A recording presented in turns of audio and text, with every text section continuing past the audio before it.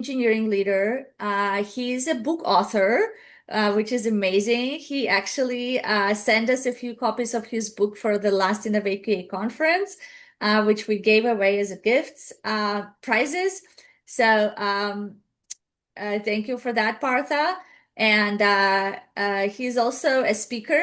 And I'm so happy to have him today talk about the topic that he is passionate about, which is a zero friction sprints, which is very important for all of us. So, Partha, I'm going to let you share your screen and take it away.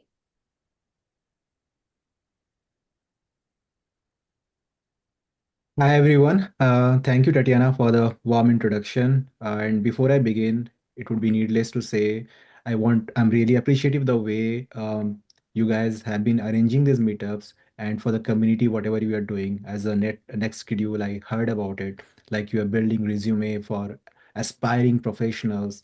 That's really noble and more empowerment and power to you.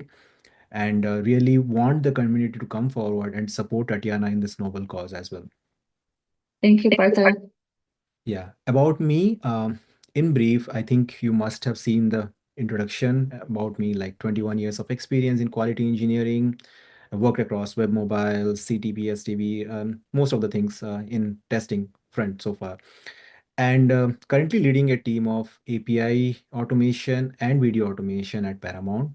As Tatiana said, I'm an author. I published a book a year back in Sprint Automation Mastery, and it covered web automation and API automation. So I'm coming up with another book. Actually, the name of the book is same, as resonates with the name of the topic today, Zero Friction Sprints. It covers the remaining parts which I wanted to cover in the first book, but it became a little bit bigger since I was a first time author. So yeah, so I'm covering that in the second book. Uh, so that it covers all the mobile aspects as well as OTT, CTV, STV, and also covers trunk-based development. And I will go through the slides, and I would like to reiterate that this is more of me sharing my experiences, what I've learned over the past 2 decades. And I would appreciate any questions whenever you guys want me to stop and ask, and I can definitely answer your questions. And this is more of collaborative. I want it to be so that we learn from each other's experiences, what we have been doing in the quality engineering field so far. So without writing much ado, I will just start. So as you see the name zero friction sprints or in sprint, we always had this notion, can we perform an automation in a sprint? So most of the organizations, what they do, I've been part of, or maybe previous projects, they usually follow N-1 sprint or N-2 sprint because they want the code to be stable enough so that they can perform automation. That is good. We are reaching the targeted goal of automation, but how are we adding value to the sprint? So this thought keep on bothering me, and I think it has bothered quite a few other professionals as well.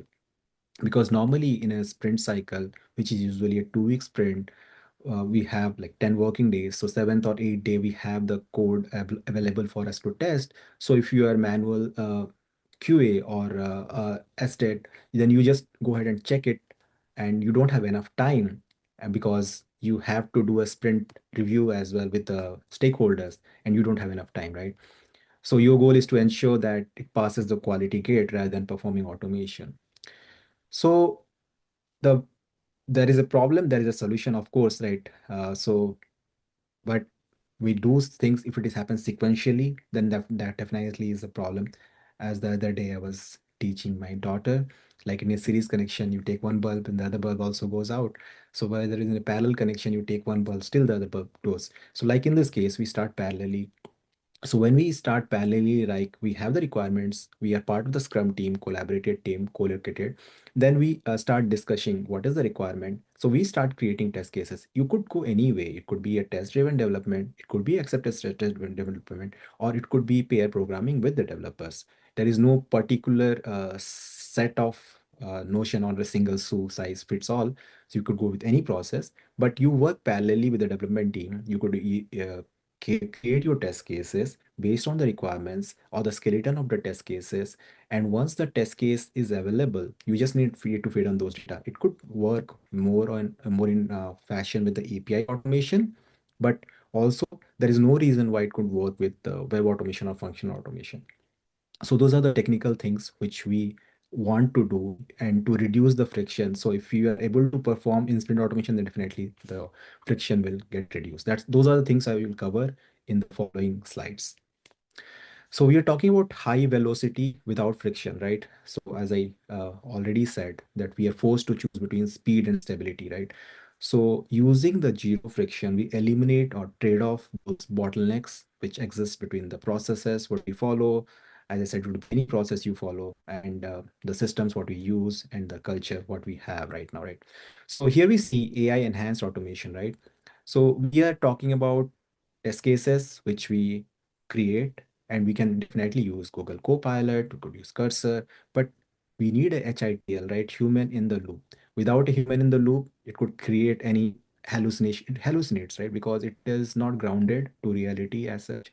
So it could hallucinate and create anything. So we use AI enhanced automation, which is for test authorship or the test case creation. But still, we need to be aware of what are we creating. So then we have self-healing architecture. How many times we have always mentioned that our locators are failing because there was some changes in the development code, right? And we lose a lot of sleep over it, that our locators have changed overnight or something has happened. So what if we had that self-healed by itself, right? Whenever we run those test cases, we have our locators called out using APM or Selenium or any other uh, uh, tool we are using, and the locators could self-heal off there. Then it will reduce a lot of maintenance efforts. Means these are the pain points by virtue of which people are reluctant to go towards in-sprint automation or think that in-sprint automation can't be achieved. Then we have trunk-based development. Normally in our CI/CD flow, we create our test cases. It's part of the smoke test or maybe part of a regression bed, whatever we have. But it happens in a periodic basis. What if we have it part of a trunk? We will eliminate a lot of integration issues. So this way we can achieve our intended goal. And that's the end-to-end integration we are talking about, unifying the mobile API and video, whatever we are discussing here, right? So that we will have smooth sail instead of going through so many technical jargons or so many ambiguities of thought process. So this is how the interface layer looks like, the complexity of the mobile logic. First, we'll talk about mobile automation.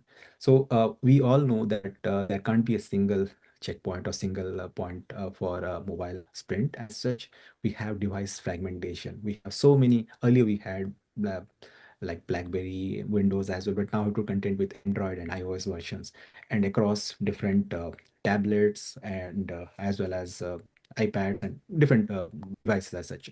So we also have network variability because now not so much 3G, but 3G, 4G, 5G, LTE, and different networks, right? And people will be transitioning different networks, and we know that network strength is not all the same, and Wi-Fi as well, and also offline, right? How those things work, right? So we have to ensure that all those parameters are catered in.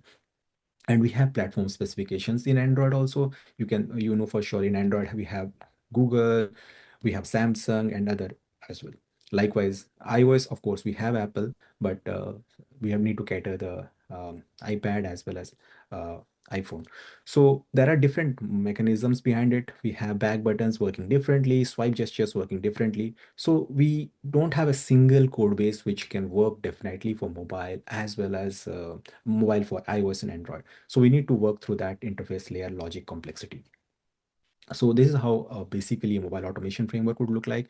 It will have APM, which covers iOS and Android cross-platform, have kind of you could say 50 to 60% of the test case we will devise such a way that we could reuse it across both platforms.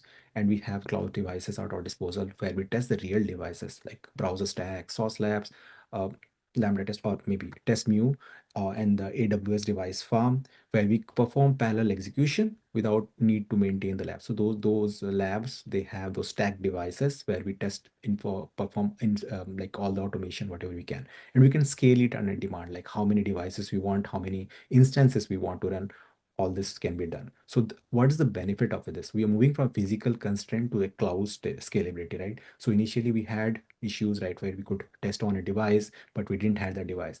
So the pain of in-sprint automation, how we are mitigating it here basically is by starting creating those test cases in a page object model or any format, in a BDD or any format at the start, and sharing that information with the development team with the acceptance criteria, whatever is mentioned. So once we create a story, we have an acceptance criteria and also should have a test criteria where we lay out what are all the things which we can do as part of a MVP for that particular story. Then we share that information as and when those available options are available to us. So it is not that we have to deal with only the mobile automation. We can deal with like a handover with from API. Only the UI important parts needs to be automated through mobile. The other parts can be still done through the backend API automation. So that way we save time and APIs are available earlier, or we can mock the data in APIs as well. So that way we can ensure that there is a handshake between the mobile as well as the API and backend flow, so that we are able to meet the targeted goal and able to show the stakeholders that this is what we achieved as part of the intended goal, what the developers did and what we achieved. So that way we are covering the mobile automation aspects in the sprint itself. Now, operationalizing the mobile in the sprint, as I just talked about. This is our page object model of stabilization, what we are ensuring. Normally, we lose sleep over stability of the object not identifying or element not clicked. So those accessibility or expected conditions we need to take care of so that it is stabilized. Then we start with the smoke test or emulator test, which initially takes 2 to 5 minutes. Then we could run a regression suit at the night to ensure that it didn't break off anything, right? Normally, when we introduce a new change, we need to ensure that the existing functionality didn't break and the nightly runs go smooth. Then at the end of the sprint, we should have time for exploratory testing. This is a very, you can say, low profile thing that we don't do exploratory testing, or exploratory testing should not be done. But I really prefer exploratory testing should be done so that we kind of throttle the system to limits, so that even before it happens to be with the end user, it is in a sane enough condition, so that we find prevention is always better than cure, as you said, right? So we find those issues early enough so that those issues are not found by the user, because it's not that they will go by the happy path or the usual way of testing. They're not testing, basically they're using the product, so you can use the product anyway. So we need to try those methodologies at our end so that we tackle them before even it reaches that.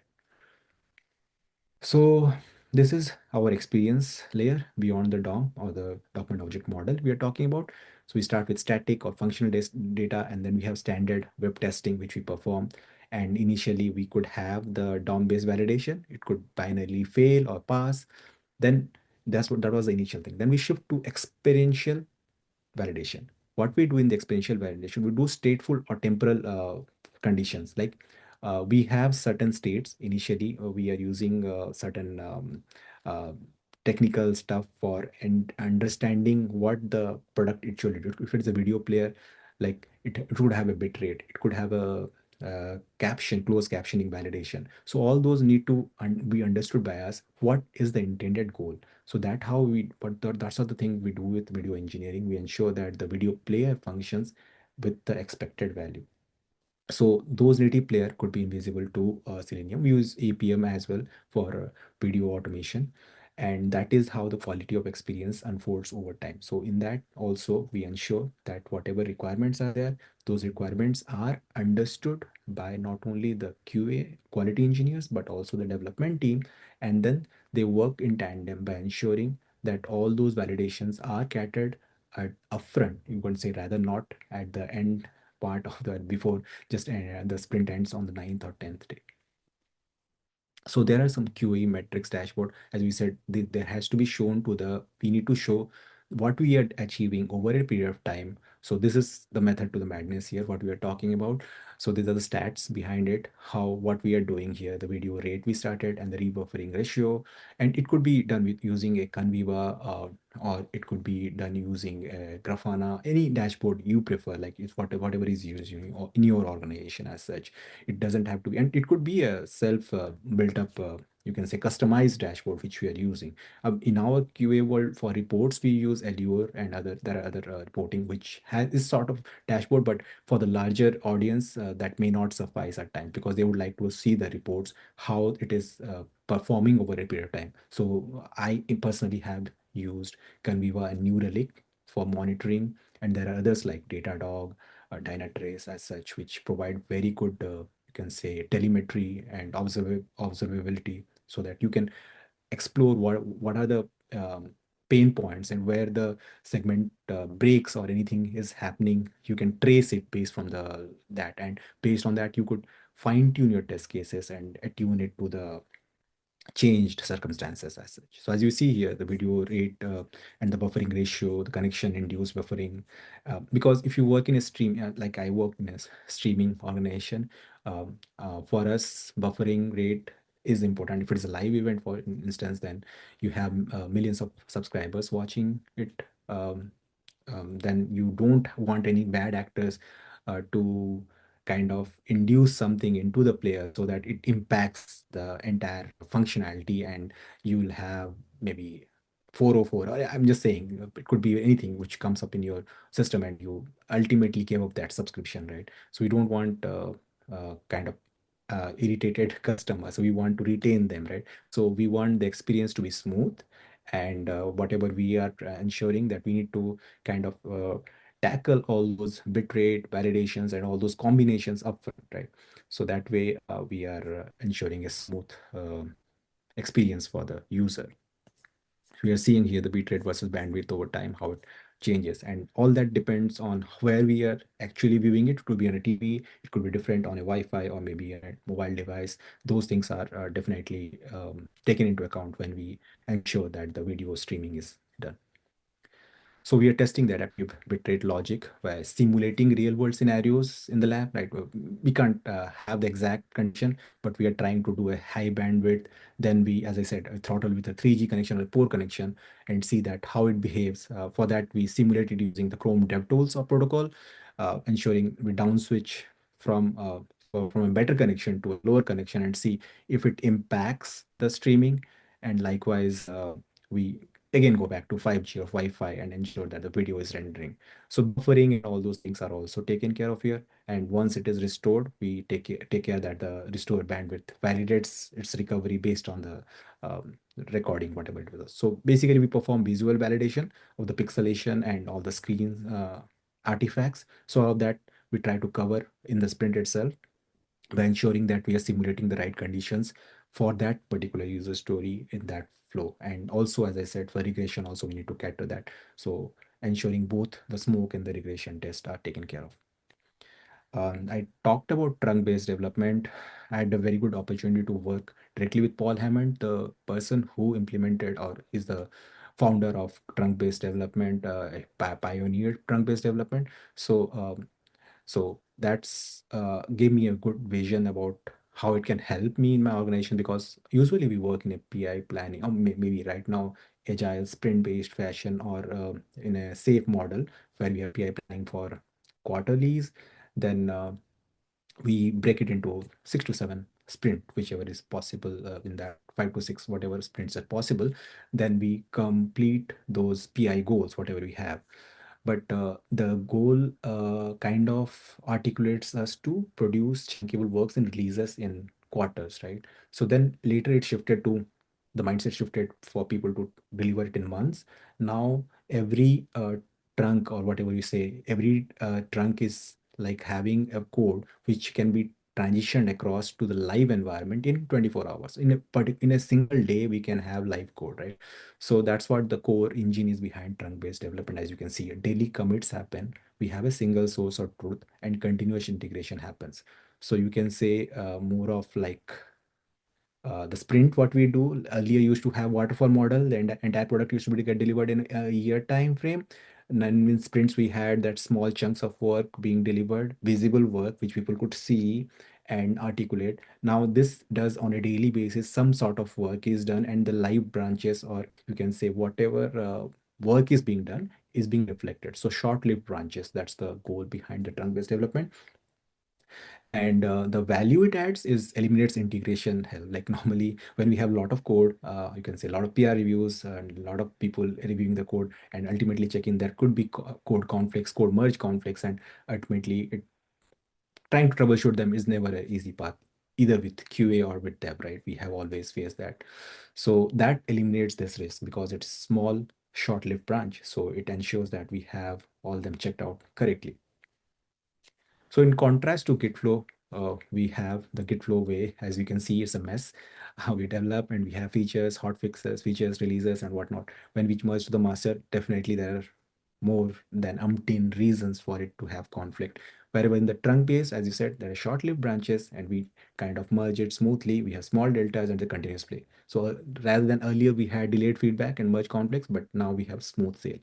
So this not only helps the development, but also use helps the QA world as well, because they are all familiar with, because normally when we had, say for example, a locator change, even though it was not say for example, it was not handled using the self-healing locators, and we really want the developer team to make a change. Earlier they had to wait for a certain time or maybe merge those conflicts, and at certain point it will get checked in, right? But now it can be done immediately with a short-lived branch. So those are the changes which can happen within the sprint itself and tackled.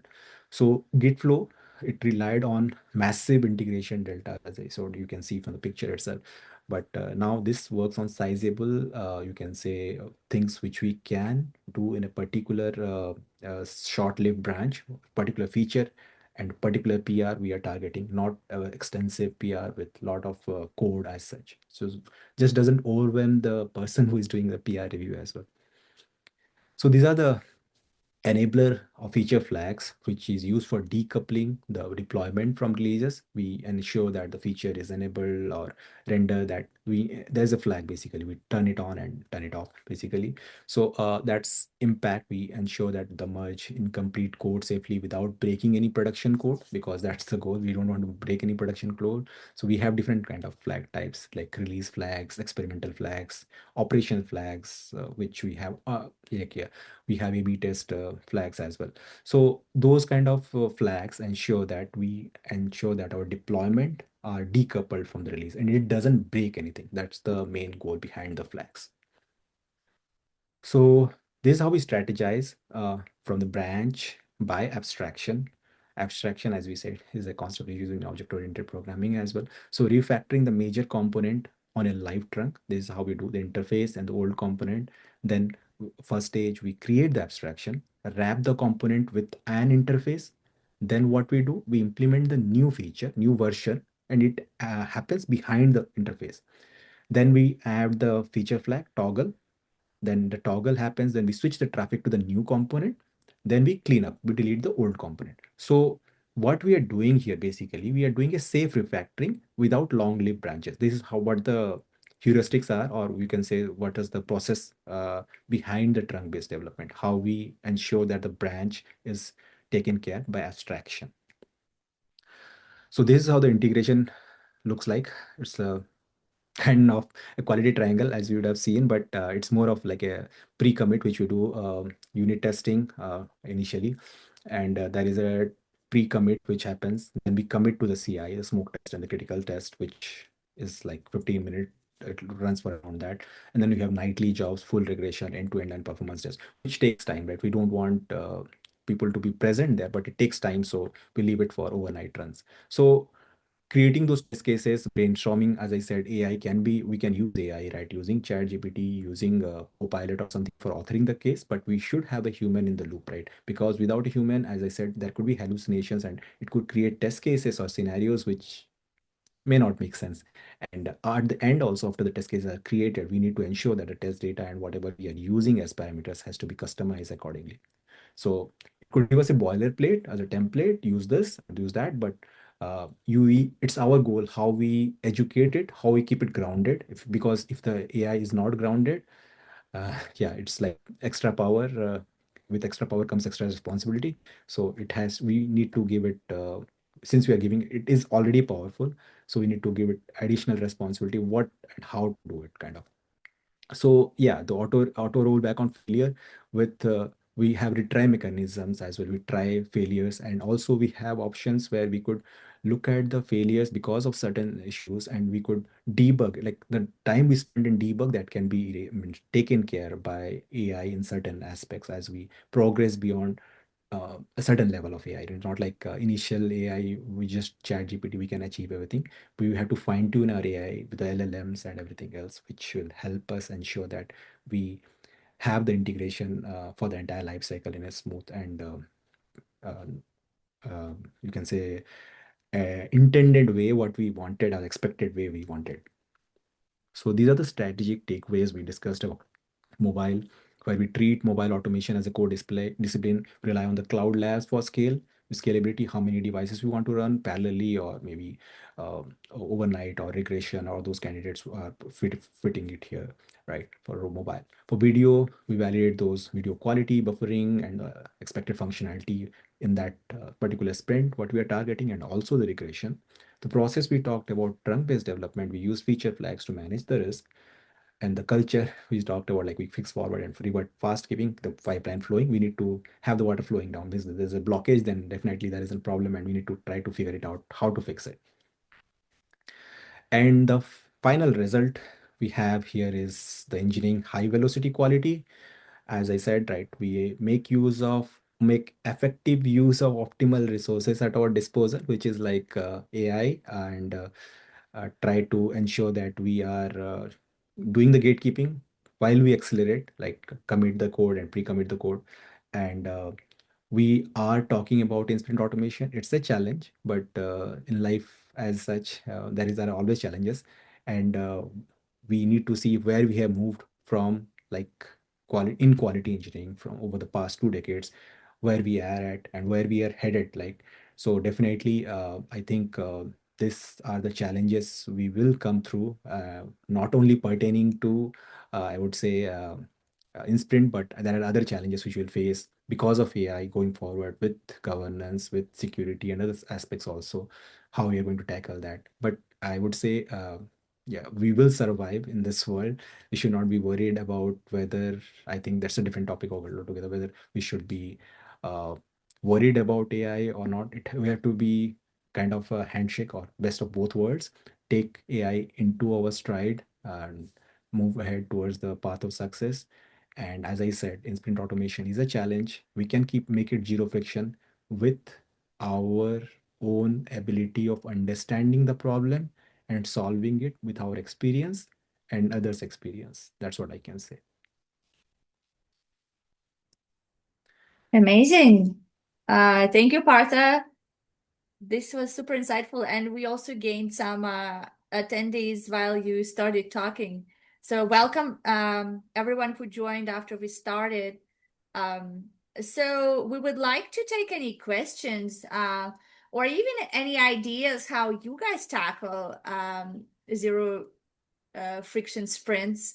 So any questions for Partha about what he said, or any ideas on what else can we do to make sure that we can do in sprint automation? Would love to hear that.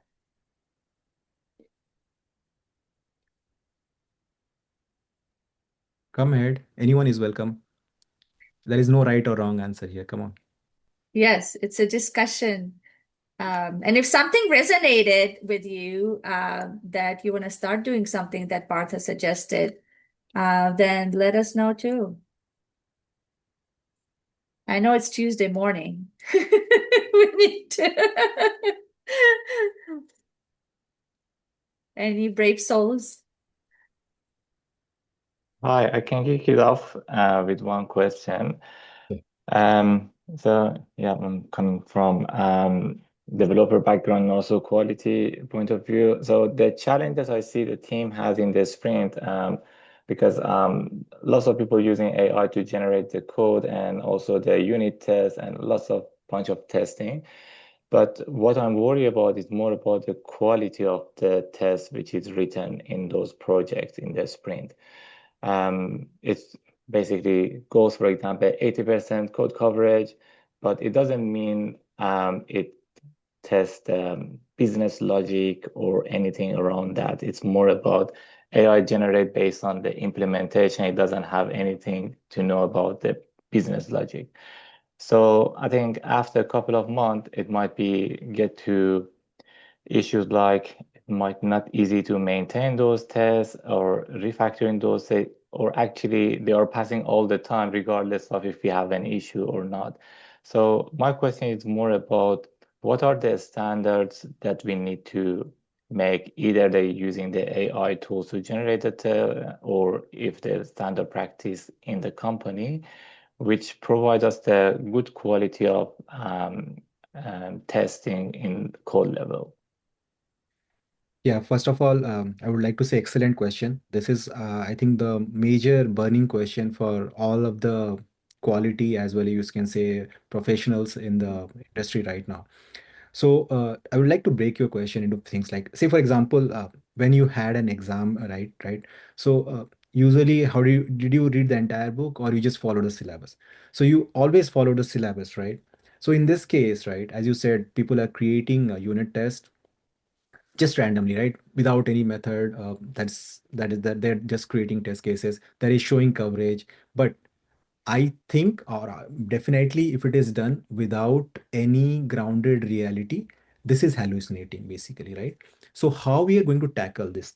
So, basically, you are going to create specification documents. So, what are those specification documents? They're nothing but the user stories, what you are having, right? What your user story has an acceptance criteria. As a user, I need to do this to achieve this, right? That's a user story.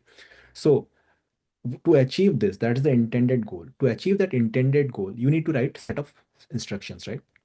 You need to have in form of specification documents that for a particular sprint, these are the guidelines I need to follow. And on that, you need to base it. It should not think out of the box. I would give the best example is Notebook LM, right? So if you put a document in there, right? So it doesn't hallucinate. It means it might hallucinate at some instance, but it is based on the ground reality of the document we are providing. So we need to provide it the tools to excel. So otherwise, it will randomly think anything. Like it will just think something like a Google search, right? It would think anything. But if you say specifically what we want, so we create specification documents, and then you have that document as a syllabus, as I said, right? For an exam, you uh, tune it, your LLM, basically, that this is what you need to refer. Don't think out of the box. This is a requirement. This is what the acceptance criteria is. You need to fetch the results based on that. Whatever test case you are creating, the test coverage has to be scoped in. If you don't scope anything, it can go out of bound, right? Like we have an error which comes out of bound error, right? How do you handle that error? Debugging.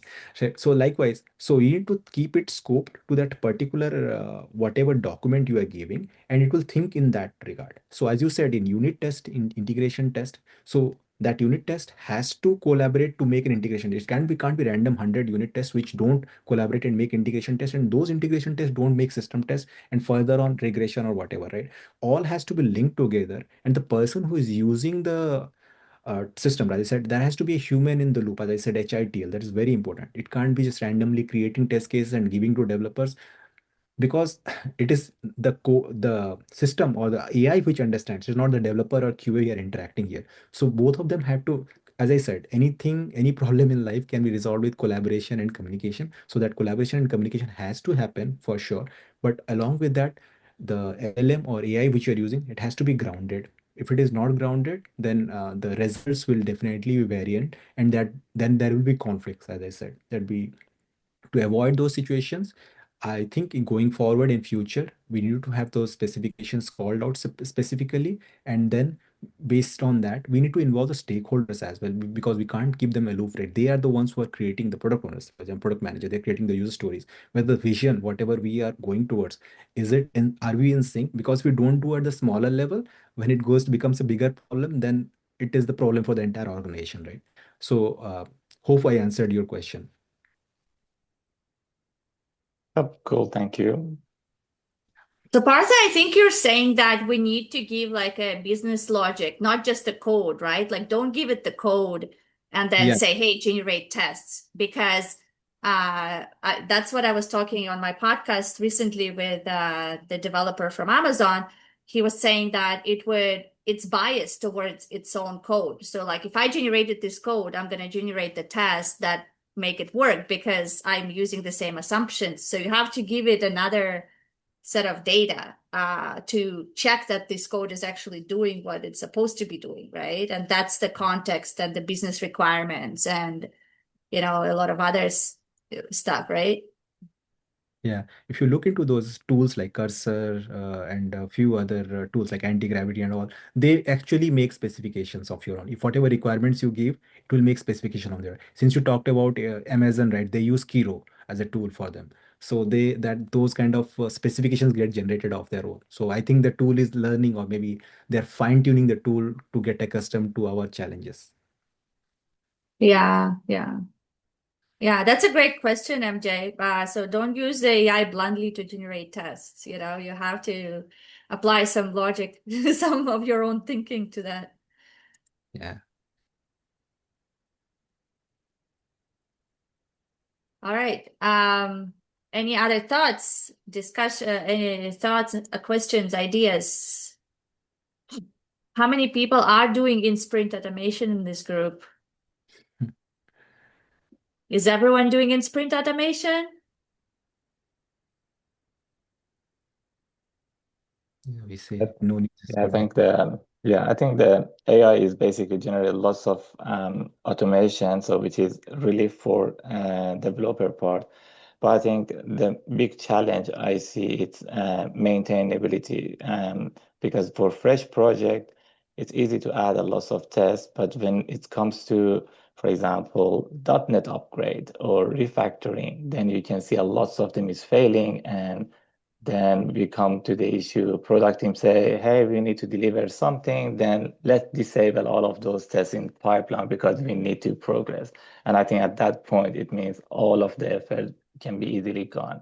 So for me, it's the number of tests or the coverage is not really, really key for automation. It's more about making sure if we have one business test case, coverage is better than having 10 different implementation tests, which not useful. So I Yeah, think really, really important for maintainability in the long yeah. term. And I'm curious, MJ, do you have a QA team like SDETs or you only have the developer teams who are using these tools to create the tests? Yeah, so we have a QA team and a dev team. So basically, they work on the traditional way for signing off the implementation. So, but we're trying to change this culture now, asking the QA team focus on business side, not involved in the implementation. They can talk to each other to understand, get the knowledge sharing, what need to be tested, what is the requirement. So all of these things is still happening, but we don't want to have someone as a sign off. So if you as a developer implement something, you're responsible to test it to make sure the implementation right. But also at the other side, we wanted to make QA team basically have a role as a consultant to make sure is that thing is implemented, achieve the outcome that we wanted to have for business. So basically, we wanted to make sure they are focusing on the business side. It's did we Mm, actually build something for the customer, the outcome we are looking for, and with developer, we wanted to make sure whatever they implemented, it's follow the standards in the implementation as a basically the company the mm, standard is followed. So in that case, we know who's responsible for what, and that basically comes to whole team responsibility, not basically saying the QA mm, team is responsible for everything. The QA has mm, a role, and developer also has a role for that. Yeah, that's a very valid point. Quality is the kind of goal for everyone, not a single individual as such here. And as you said, right, you are facing challenges there. So normally when we kind of downplay APIs a lot, we do 200, okay, that's fine, we happy with it. No, should be schema validation should be done for the entire schema as such. And the QA should be in loop, as you said, for business side of things. Business, I would say, means little bit divergent view on what you said, kind of the QA and dev should work hand in hand. There should be QA should be aware what dev code is there, and dev should be aware what QA code is there. That's how I think the more collaborated there. And business side, there are people definitely they're taking care of it, but having a different pair of eyes, I think it should be not be a single person. It's more like T-shaped individual, right? The dev individual can do anything and QA individual can do anything, kind of more growing towards that. But it also comes with experience and I think exposure, or you can say the skill set the team possesses at any point. So I would say the how we mature into that role, that all depends on how the organization shapes it, as well as the individuals we are in the team, how we shape it, right? So that all boils down to that. But yeah, definitely there are challenges. But as you said, a single end-to-end test case with better results is always better than having umpteen test scenarios which don't yield much value. Mhm. Mhm.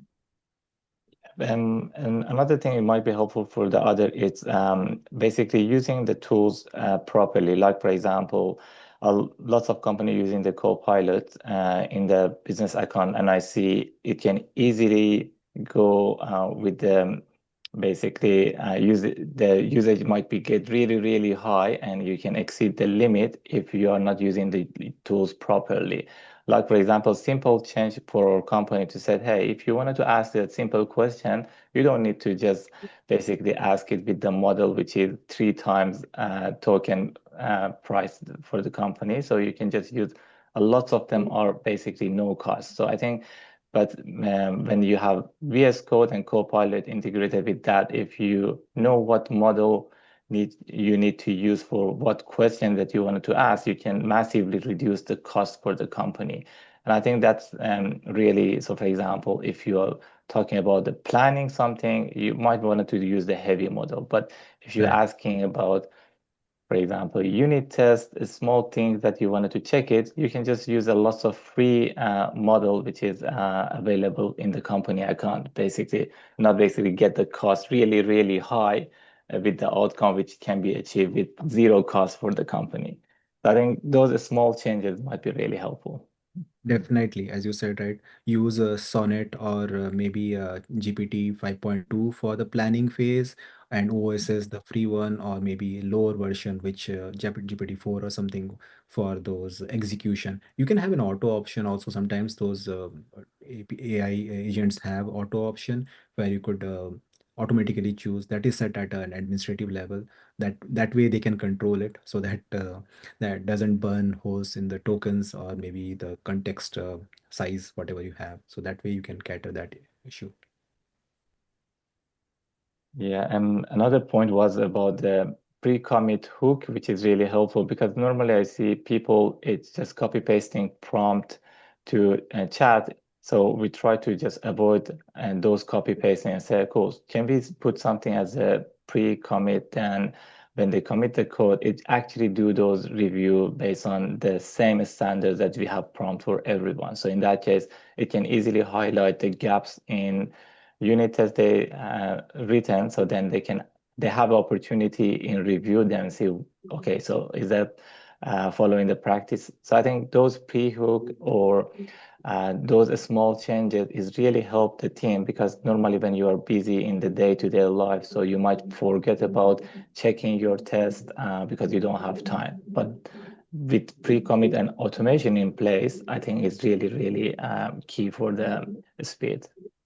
Yeah, you can have GitHub Actions integrated to your test cases as well as when you are doing it. So that way, all the commits happen.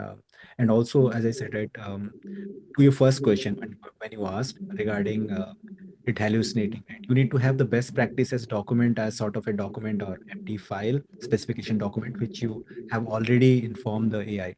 So once the AI is aware that it has to adhere to the best practice, unless you tell it will not go for the best practices, drive principle or anything as such which is as adherent to that. So having the GitHub actions and having the best practices embedded into the LLM will help resolve most of your issues. All That's right. absolutely right. Cool. Do we Thank have you any? just for the answer. Yeah. Do we have anyone else who wants to ask questions? Thank you, MJ, for such a great questions and discussion. Does anyone else has any questions for Partha or in general about the zero friction sprints? I see a lot of people joined.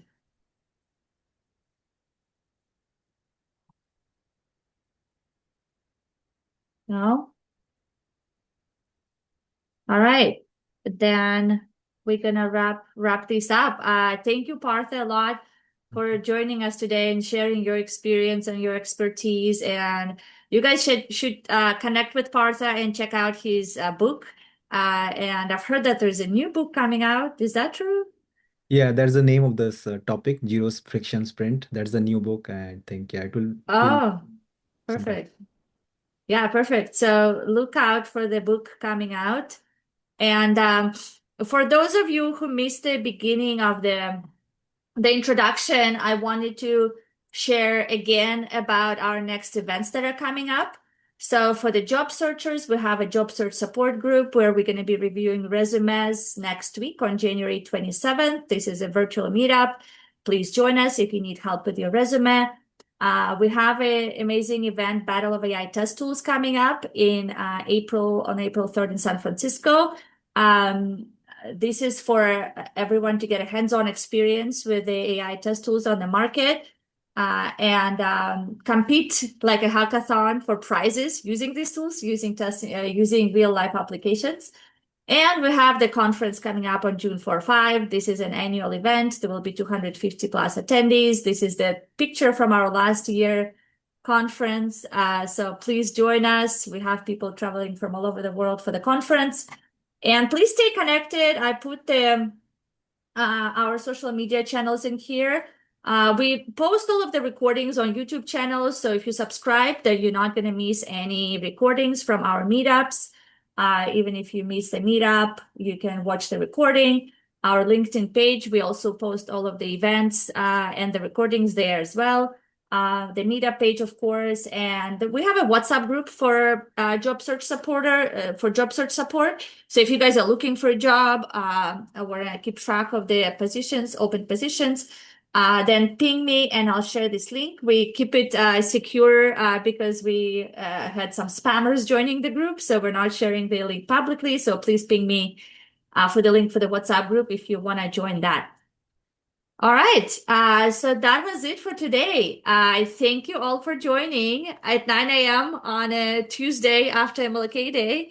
I really applaud you for for your quality passion for joining us on this day. And I'll see you guys at the next meetups. Thank you, Bye. everyone. Bye, everyone. Take care. Cool. Thank you. Bye.